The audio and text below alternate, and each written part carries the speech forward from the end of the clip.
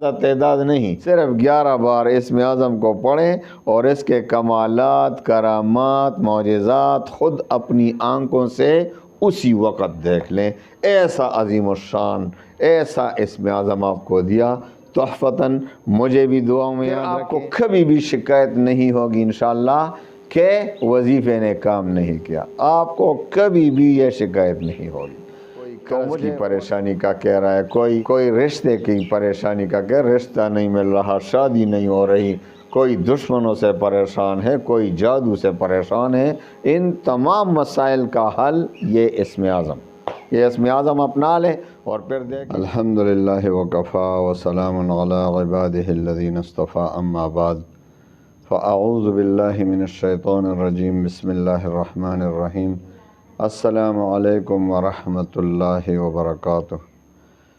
پیارے بھائیو بہنوں، آج کل چونکہ ہر طرف سے پریشانیاں، مسلمان پریشان، مسلمان غموں کے اندر، پریشانیوں کے اندر، قرضوں کے اندر ڈوبے ہوئے ہیں، مالی پریشانی کے اندر ڈوبے ہوئے ہیں، دشمنوں کا خوف، کسی نہ کسی پریشانی میں تو مبتلا ہیں، اور اس کی جو سب سے بڑی وجہ ہے وہ اللہ تعالیٰ سے دوری ہے۔ کیونکہ جو انسان اللہ تعالیٰ سے، خصوصاً مسلمان، کیونکہ کافروں کے لیے تو یہ دنیا جنت ہے، وہ تو جو کرنا چاہیں بس کریں، ان کے لیے یہ ہے کہ آخرت میں کوئی حصہ نہیں، وَمَا لَهُمْ فِي الْآخِرَةِ مِنْ خَلَاقٍ، ان کے لیے تو آخرت میں کوئی حصہ نہیں، یہ دنیا ان کے لیے جنت بنی ہے۔ ان کی دنیا پہ آپ دھوکہ نہ کھائیں کہ بھائی کافر تو بڑے مزوں میں ہیں، وہ تو نماز بھی نہیں پڑھتے۔ بہت سے لوگ اعتراض کرتے ہیں بھائی کافر تو نماز بھی نہیں پڑھتے۔ بھائی کافروں کی بات نہ کرو، اللہ تعالیٰ نے بار بار قرآن عظیم میں اس بات کی طرف اشارہ کیا ہے کہ ان کی دنیا پہ دھوکہ نہ کھانا۔ ان کے لیے تو بھائی حدیث میں آتا ہے کافر کے لیے دنیا جنت ہے، یہ دنیا کافر کے لیے حدیث میں آتا ہے جنت ہے، اور مسلمان کے لیے قید خانہ ہے۔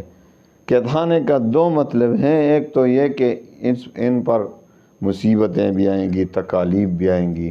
دوسرا مطلب یہ بھی ہے کہ بعض محدثین کہتے ہیں اس کا مطلب یہ ہے کہ مسلمان کا دل دنیا میں نہیں لگتا، وہ آخرت کی طرف، کیونکہ قید خانے میں انسان کا دل نہیں لگتا، کب گھر جاؤں گا، کیونکہ اصل گھر تو قید خانہ نہیں ہے نا۔ تو ادھر ہمارا جو گھر ہے یہ اصل گھر تو نہیں ہے نا، اصل گھر تو آگے جانا ہے نا، موت کے بعد ہے، وہ جو جنت ہے انشاءاللہ۔ تو وہ قید خانے کی طرح دل ادھر نہیں لگتا کہ بھئی کب اللہ سے ملاقات ہوگی، حضور پاک صلی اللہ علیہ وسلم سے ملاقات ہوگی انشاءاللہ۔ اللہ ہمیں توفیق دے، اللہ تعالی ہمیں آخرت کی محبت دلوں میں ڈال دے۔ تو آج کل چونکہ ہمارے دلوں میں دنیا کی محبت زیادہ ہو گئی ہے، اور حدیث میں آتا ہے کہ حب الدنیا رأس کل خطیئۃ، تو یہ جو دنیا کی محبت ہے نا، یہ انسان کو ڈبو دیتی ہے۔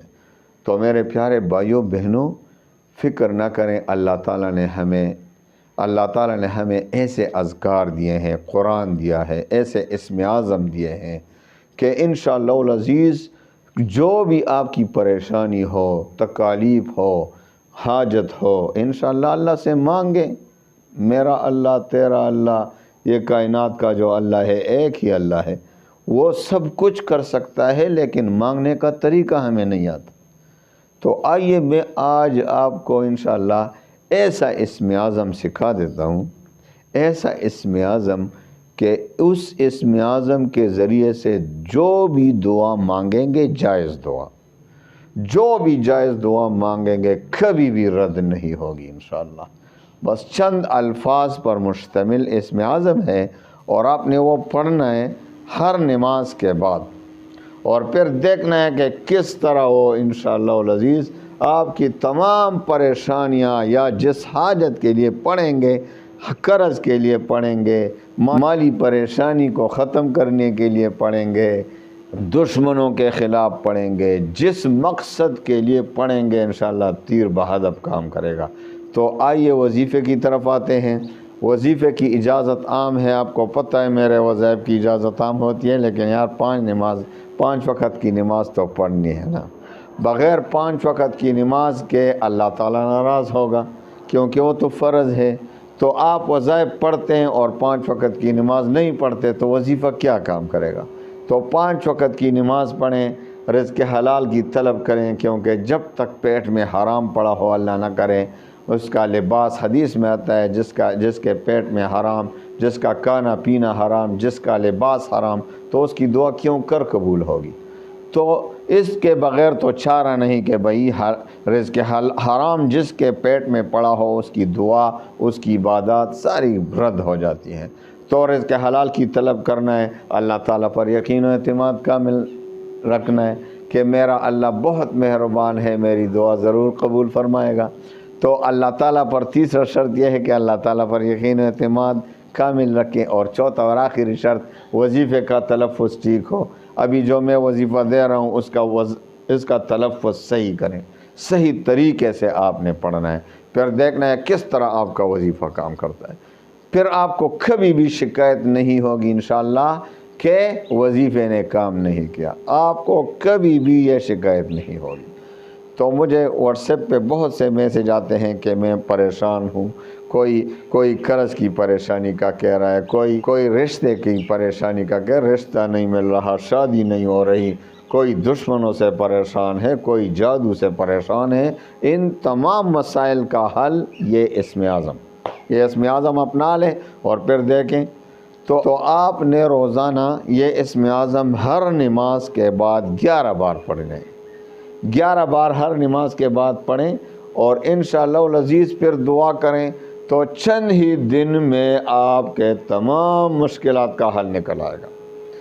زیادہ تعداد بھی نہیں، بس یہ اسم اعظم آپ نے پڑھنا ہے اور کام کا ہونا ہے۔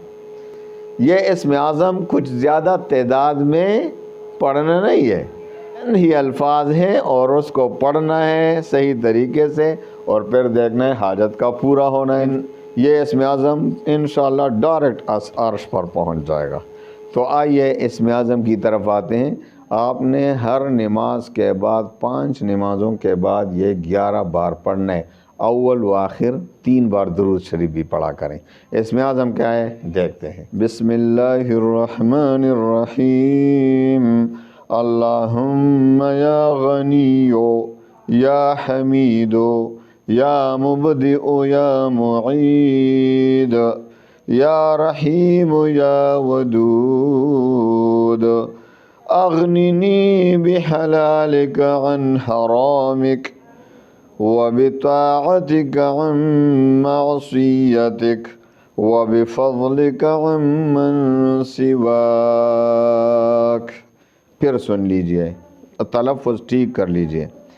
اللہم یا غنی یا حمید یا مبدئ یا معید یا رحیم یا ودود اغننی بحلالک عن حرامک وبطاعتک عن معصیتک وبفضلک عن من سواک۔ تو آپ نے یہ اسم اعظم ہر نماز کے بعد صرف 11 بار پڑھیں، بہت زیادہ تعداد نہیں، صرف 11 بار اسم اعظم کو پڑھیں، اور اس کے کمالات، کرامات، معجزات خود اپنی آنکھوں سے اسی وقت دیکھ لیں۔ ایسا عظیم الشان، ایسا اسم اعظم آپ کو دیا تحفتاً۔ مجھے بھی دعاؤں میں یاد رکھیں۔ اللہ تعالیٰ تمام پریشانیاں، غموم و ہموم آپ کے اور ہمارے سب مسلمانوں کے دور فرمائے۔ اللہ تعالیٰ خوشیاں نصیب فرمائے۔ اللہ تعالیٰ تمام پریشانیوں کی جگہ اطمینان و سکون آپ سب کو، سب مسلمانوں کو نصیب فرمائے۔ وآخر دعوانا ان الحمد للہ رب العالمین۔